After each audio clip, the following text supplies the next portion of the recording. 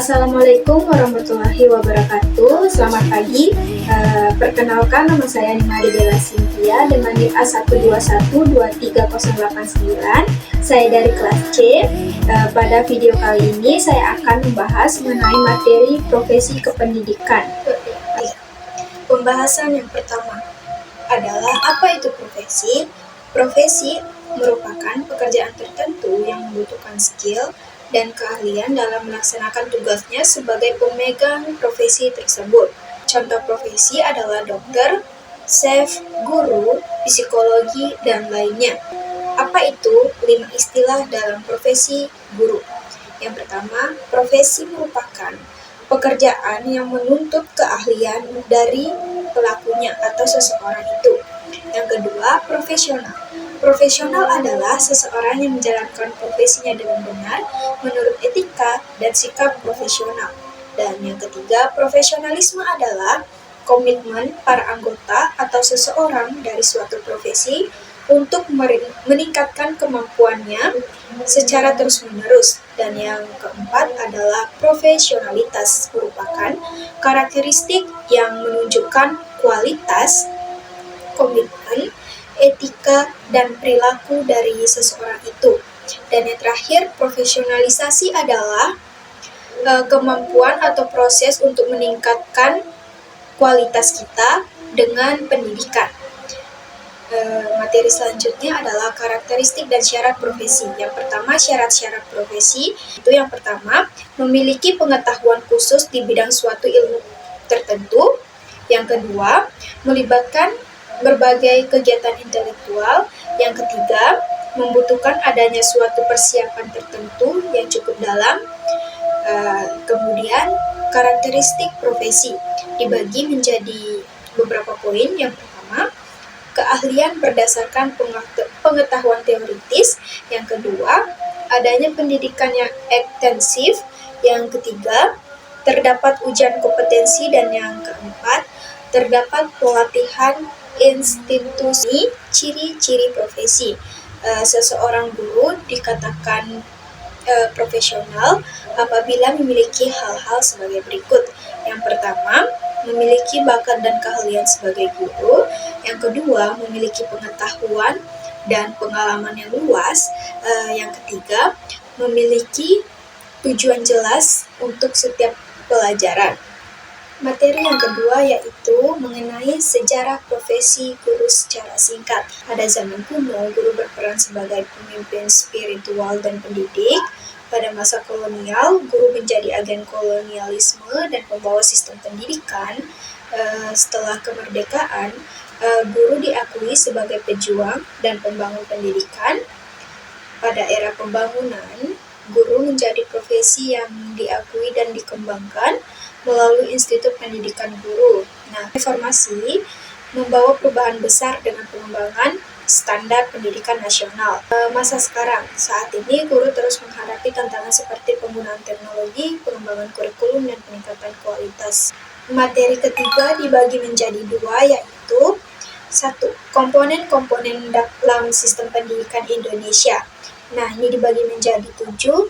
Yang pertama ada dasar pendidikan, ada tujuan pendidikan, ada pendidik, ada peserta didik, ada model pendidikan, ada lingkungan pendidikan, ada media pendidikan, dan yang terakhir adalah materi, kurikulum, dan metode pendidikan. Dan selanjutnya komponen-komponen dalam sistem pendidikan. Nah, yang pertama ada kompetensi pedagogik, yang kedua ada kompetensi sosial, yang ketiga ada kompetensi kepribadian, dan yang keempat adalah kompetensi profesional. Materi keempat yaitu model-model pre-service guru. Nah, yang pertama ada model konkuren pre-service pendidikan guru. Contohnya pada model pelatihannya, di mana dalam melatih calon guru melalui pengalaman mengajar. Yang kedua bisa melalui refleksi. Dan yang ketiga adalah melalui kolaborasi, bagaimana seorang guru itu dapat bekerja sama dan berpikir secara kritis. Mengenai model konsekutif pre-service pendidikan guru yang saya ambil adalah model pengembangannya. Model pengembangannya sendiri dapat berupa kompetensi, standar yang ditunjukkan, dan catatan portofolio yang kita miliki. Dan yang terakhir adalah model pre-service pendidikan guru terhadap profesionalitas memiliki pengaruh yang sangat penting, seperti guru mampu mengajar, guru mampu berkomunikasi dengan baik antara siswa dan guru, dia memiliki keterampilan mengajar yang efisien dan menarik, dan sebagainya. Materi yang kelima adalah model-model in-service pendidikan guru dalam pengembangan kompetensi menuju profesionalisme. Nah, in-service training adalah pelatihan bagi guru yang sudah bertugas untuk meningkatkan kemampuannya dan keterampilan mengajar. Sedangkan upgrading artinya program untuk meningkatkan kemampuan profesional guru. Jurnal yang pernah saya ambil mengenai materi tersebut adalah kolaborasi dan pendampingan virtual, membangun hubungan antar guru pendidikan khusus prajabatan dan guru pendidikan khusus dalam jabatan, serta roadmap in-service training yang pernah kita buat adalah dibagi menjadi 4. Yang pertama, kompetensi profesional, judulnya menguasai teknologi baru bagi guru untuk era pembelajaran baru. Yang kedua, kompetensi pedagogik, judulnya peningkatan kompetensi pedagogik pendidik melalui pelatihan asesmen pembelajaran berbasis peserta didik. Yang keempat, kompetensi sosial, judulnya mengatasi kompetensi di kelas, strategi yang efektif. Dan yang terakhir, kompetensi kepribadian, meningkatkan kepercayaan diri dan public speaking guru di depan banyak orang. Adapun materi keenam adalah permasalahan-permasalahan dalam profesi guru. Yang pertama adalah tantangan dalam permasalahan mengenai pembelajaran dibagi menjadi 2, yaitu faktor internal seperti karakteristik siswa, sikap belajar, motivasi belajar, sikap percaya diri, dan faktor eksternal mencakup guru, lingkungan sosial, kurikulum, dan sarana-prasarana yang ada. Yang kedua, kesulitan dalam program pendidikan itu disebabkan karena berbagai hal seperti rendahnya kompetensi guru, rendahnya motivasi berusaha untuk mengembangkan mutu diri, persabaran guru yang tidak merata, dan rendahnya kesadaran untuk berbagi pengetahuan dan pengalaman. Yang ketiga ada konseptualisasi ilmu pengetahuan untuk pembelajaran itu. Bagaimana cara guru untuk memberi ilmu kepada siswa dengan cara bermakna, menarik, dan mudah dipahami. Yang keempat, sistem penilaian dalam program pendidikan guru itu ada 2, yaitu tes dan non-tes. Yang tes contohnya tertulis, lisan, dan kinerja guru. Untuk yang non-tes contohnya observasi dan wawancara serta analisis. Dan yang kelima adalah setiap pekerjaan itu penting, seperti kependidikan sebagai profesi sendiri berperan dalam menunjang penyelenggaraan pendidikan dan berkontribusi pada kemajuan bangsa.